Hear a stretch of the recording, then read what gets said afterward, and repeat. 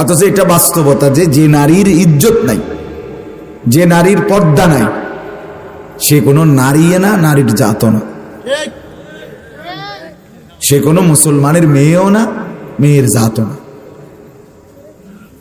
এটা অসভ্য ছাড়া, দুশ্চরিত্র ছাড়া, নিকৃষ্ট ছাড়া, খবিস ছাড়া আর কিচ্ছু। খবিস এটা কোরআনুল কারিমে সরাসরি একেবারে স্পষ্ট 18 নম্বর পারা সূরা নূরের মধ্যে আল্লাহ তাআলা স্পষ্ট বলছে খবিসাত, বেহায়া নারী, বেপর্দা নারী খবিস।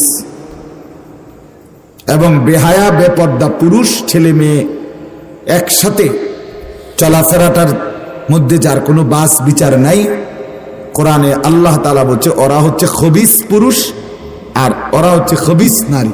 এবং আল্লাহ তাআলা স্পষ্ট বলছে অচিরেই খবিসের জন্য খবিসে